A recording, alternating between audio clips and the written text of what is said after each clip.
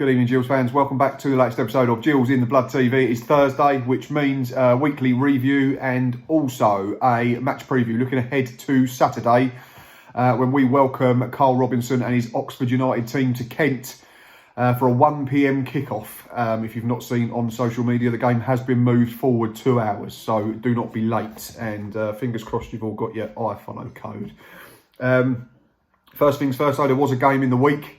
It was the much maligned leasings.com EFL trophy. We travelled to Portman Road for a 7 p.m. start against a much changed Ipswich.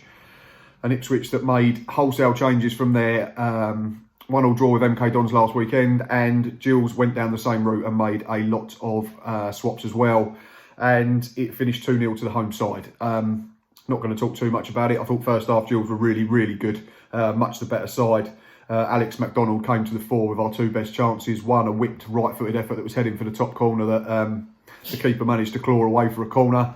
And then after a nice bit of interplay between himself, John Akindi and Trey Coyle, I think if I recall correctly, McDonald tried to dink the ball over the on-rushing keeper who smothered it. Second half, unfortunately, we just didn't get going. But yeah, first half was really promising. I thought the middle three that started the game that night were superb. That was Declan Drysdale, Matty Willock and Henry Woods. And Steve Evans keeps going on about young Henry and saying that he's banging on the door. He's getting closer and he's making a lot of noise in terms of wanting to be selected for the 18 on the day of the league games. And I think performances like that won't do him any harm at all. I thought he was really good. Matty Willock, I thought, was best player first half. I thought he got about the pitch well. He was good with it. He used it well. Defensively, kept his position and held his shape. Declan Drysdale, I've been really impressed with in the short time that I've seen him. That's a game and a half now, because he came on at the break against Shrewsbury last week. Puts himself about, offers a presence in the middle of the park, which I think a few, including myself, were concerned we'd be missing when Stuart O'Keefe broke his leg. And I've seen nothing from him that doesn't make me think he's not going to be a very good addition to this squad for the season. So yeah, really impressed with that trio in the first half. But unfortunately, as a collective, we just weren't good enough second period. The first goal was a really good goal. Sometimes you just have to hold your hands up. I mean, we can nitpick and say, oh, we didn't get close enough to him or him, but the finish is sublime. Whips it in the top corner off the underside of the bar. Goals always look more spectacular when they go off the frame of the goal. But we were still in it at 1-0, and it stayed that way till quite late on. And then, unfortunately, Jack Tucker, who'd been pretty solid all the way through, drops an absolute clanger, didn't he? Instead of just clipping it down the line or going back to Joe Walsh in goal or slapping it into touch, he's decided to try and turn out of trouble.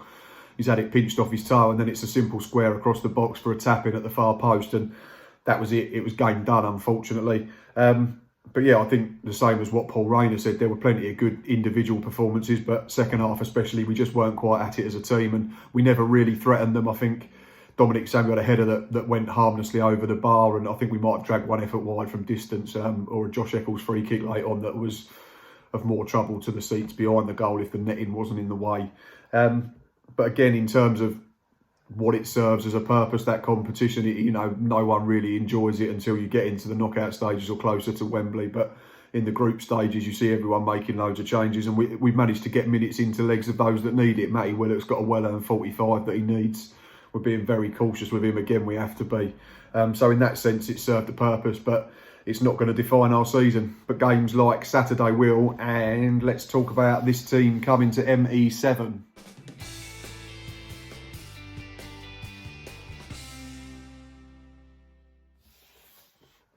Oxford United, as I've already alluded to at the start of the video.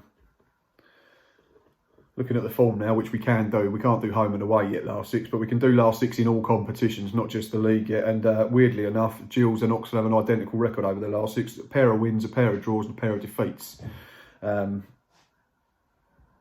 Which says, I suppose, it should be a close game. Oxford started the season slowly, perhaps a bit of a hangover from the playoff final defeat to Wickham a couple of months back. But they've got good players and they're starting to get a few back from injury. They've still got a couple of key players out, I think, but they're starting to get a few back on the pitch and out of the treatment room, and I think it makes for a good test. But obviously, before I talk a little bit more about us and our point of view, I'm going to leave you with a very familiar voice, even if you don't recognise his face so much. Oxford fan James, who is the owner and editor of D3D4. He's going to give us his thoughts now on all things Oxford United. Hi Jules fans, my name's James Richards, editor of D3D4Football.com, and I am an Oxford United fan. So Matt has asked me to come on his channel and give a little bit of a preview about the Yellows versus the Gills this weekend. Where to start? Well, we lost the playoff final last year. That was pretty tough to take, seeing Wycombe go up instead of ourselves. I think one thing people don't understand about Oxford, perhaps, is that we have lost a lot of talented players over the last few seasons, even probably in the last 18 months. You know, we've lost Gavin White to Cardiff, Rob Dickey's gone to QPR, Brentford took Tarek Fosu and Shannon Baptiste from us, Chris Cadden went back to the MLS with Columbus Crew, so we have lost some very, very good players. Ahead of this game, some good news is that Josh Ruffles, our left back, will return. That means maybe we'll see Salmon come out the side, though if Rob Atkinson, our centre-back, who we hope will be the natural replacement for Rob Dickey, if he's out, because he's a doubt at the moment, then Long will probably go centre-back. Right back will be Sean Clare, someone you guys are very familiar with. And I expect we'll play 4-3-3 with our midfield, likely to see Brannigan and James Henry in there, though Alex Gorin, our Spanish sensation, will be coming back, a guy very good in the tackling stats and good at protecting our back four. Up front, we see Sam Winnell maybe making his debut. A player we signed, obviously, played for Sheffield Wednesday last year in the Championship. Hasn't been fit so far this season, but he's returned to training this week, so we might see him. And our danger man, Matty Taylor, the one to watch out for, can sometimes not seem like he's in a match, and then suddenly he's just got such natural ability to finish. He'll score 2 quick goals, as he did against Accrington in last weekend. Obviously, we lost the first 2 games. Disappointing, but against 2 strong teams. I think it's going to take a little bit of time for Oxford to bed in this season. A bit like you guys, it's a bit of a transitional period for different reasons.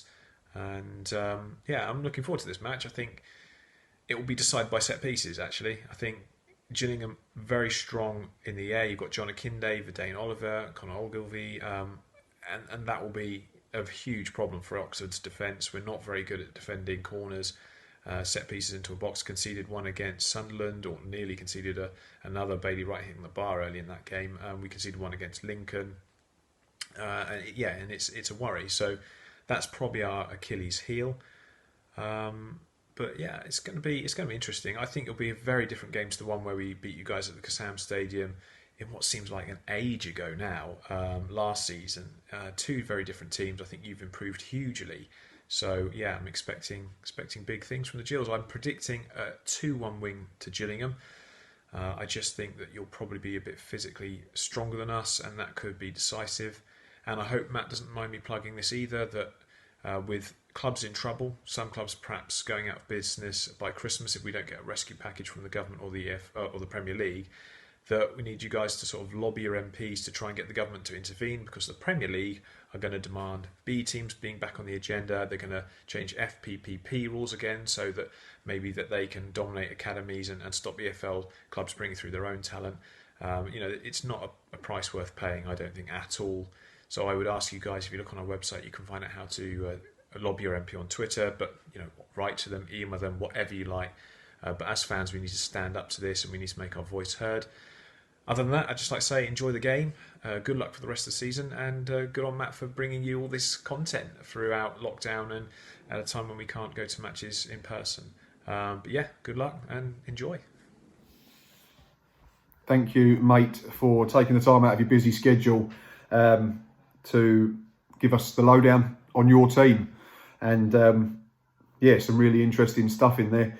You've mentioned a few players that I'd already written down as part of my research: Matty Taylor, Sam Winnell, James Henry, Simon Eastwood, Cameron Brannigan, Sean Clare, as James said, very familiar to Gills, had a really good loan spell with us in 17-18, but we couldn't get him in on a permanent. He went to Scotland, but he's pitched up in Oxford in the summer as their right back. So it'd be good to see him, but only on a TV screen, unfortunately. But yeah, as James has mentioned before we get back to the game, on his website, on the Twitter feed of D3D Football, you can find a tweet that has a link to the website that's got all local MPs for your football club.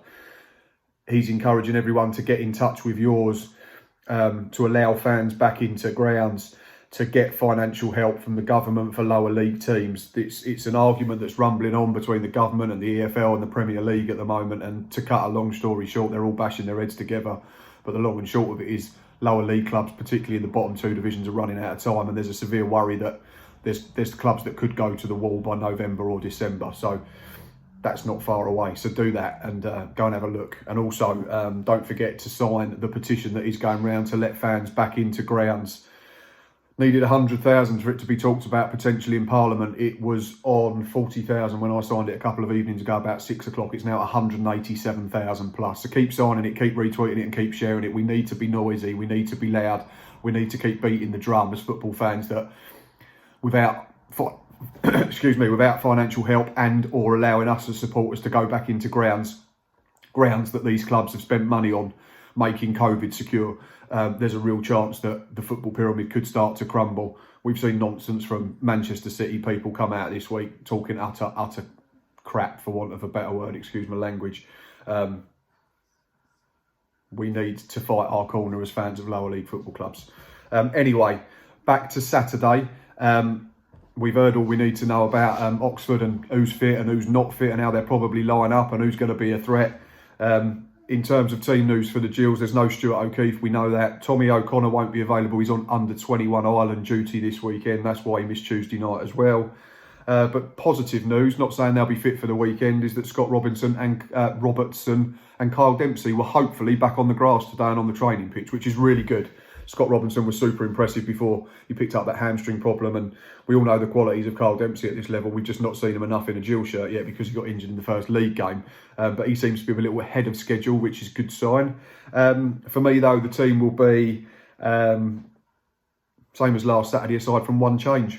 I would go Jack Bonham in goal, back 4 of Ryan Jackson, Jack Tucker, Zach Medley and Connor Ogilvie. I wouldn't want to break that up at the moment considering we've won and drawn our last 2 in the league. I would go with a midfield 2 in front of them of Josh Eccles and Declan Drysdale to replace Tom O'Connor, who's not available. The 3 in behind for Dane Oliver would be Jordan Graham, Jacob Mellis and Dominic Samuel. For me, Mellis didn't really get enough of the ball last week, wasn't his type of game, but in home games you're going to need him on the ball, you're going to need him trying to unlock that Oxford defence, an Oxford defence that has been shorn of the services of Rob Dickey, so there is an opportunity potentially there for us.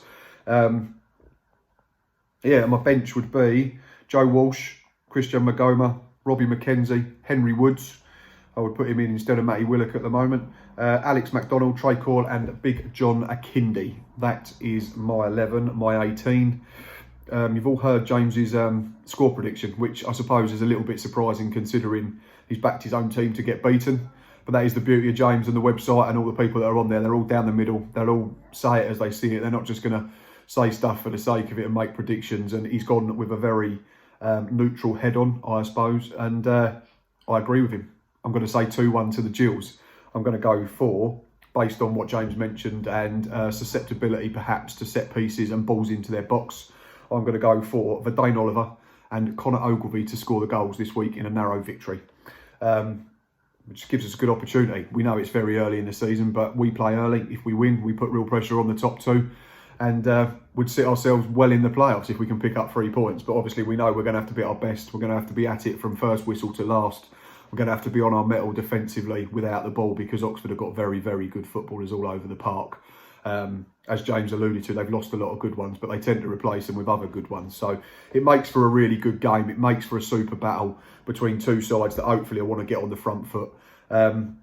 Fingers crossed myself, Boz and Stocky can be back together this week for a match day live. I've not actually spoken to them yet, but fingers crossed at least 2 of us can be watching the game together to bring you some coverage. That's enough from me this evening. Enjoy your Thursday night. It's Friday tomorrow, which means we're very close to the weekend again. As I said, don't forget to go and check out the link on James's page in terms of getting in touch with your local MPs. Don't forget to sign the permission. Keep being loud about what they're trying to do, the fans. And until next time, up the Gills.